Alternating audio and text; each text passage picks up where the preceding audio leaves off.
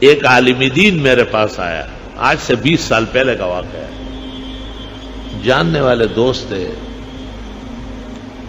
اس نے کہا 13 لڑکیاں ہو گئی ہے اور گھر جو ہے نا بلاؤں سے بھرا ہوا ہے. ایک اور بلا گئی انہیں ڈکش. میں نے کہا حدیث میں ہے جس کے گھر بچی پیدا ہوتی ہے پیغمبر کہتے میں ان کے ہاں مہمان ہوتا ہوں. تو آپ کے گھر 13 دفعہ پیغمبر مہمان ہوئے تو آپ خفا ہے. بیٹے کے لیے یہ خوشخبری نہیں ہے، بیٹی کے لیے.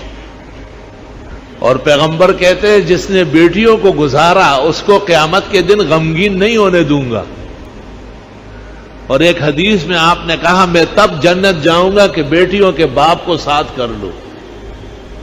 میں نے 10-12 حدیثیں سنائی. خود بھی محدث تھا، استاد العلماء تھا، ہم سے بہت پہلے اور بہترین پڑھا ہوا تھا، لیکن غمگین تھا، پریشان تھا، بیٹھا ہوا ہزار و قطار رو رہا تھا. میں نے خاطر تواضع کی اور تب کی دی.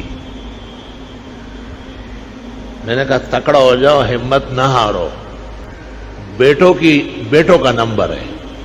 اس نے کہا نہیں بابا بس. میں نے کہا مان لو، منہ سے جو بھی بول نکلا جس نے تولا پورا تول نکلا. ہمت نہیں آ، ڈٹ کے اپنی ڈیوٹی بجاؤ. وہ ایک پیر نے کسی مرید کو تعویذ دی نا، مرید بڑا خوش اس نے کہا بات سنو، صرف تعویذ سے کام نہیں ہوا، تسی بھی ہلا جلا کر. تو میں نے کہا رات کا کھانا کم کھاؤ اور کم مقدار میں گوشت استعمال کرو اور چیزیں کم کرو، دودھ اور شہد اور انڈے کا استعمال کر لو.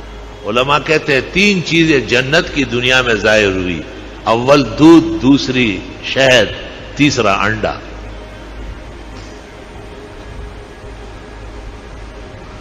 اللہ رب العالمین نے 13 بیٹیوں کے بعد مولانا کو اس عاجز اور فقیر کے دعا سے اور تدبیر سے 5 بیٹے عطا فرمائے لگاتار. مائزانٹنگ کا ہر بیٹے پر یہاں آتا تھا غریب اپنے حساب سے، کجورے، کجیاں، وہاں کا اچار، یہ وہ، اور سندھی اجرک، سب چیزیں لاتا تھا. اللہ اکبر و کبیرہ. اللہ تعالیٰ کی رحمتوں سے ہمیشہ پر امید رہنا چاہیے.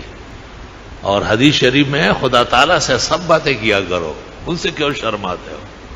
بندوں سے تو آدمی شرماتا ہے، حق تعالیٰ کو تو کہہ سکتا ہے کہ یہ کمی ہے، یہ کمزوری ہے، یہاں میں پٹ رہا ہوں، یہاں مجھے نقصان پہنچ رہا ہے، مجھے بچاؤ.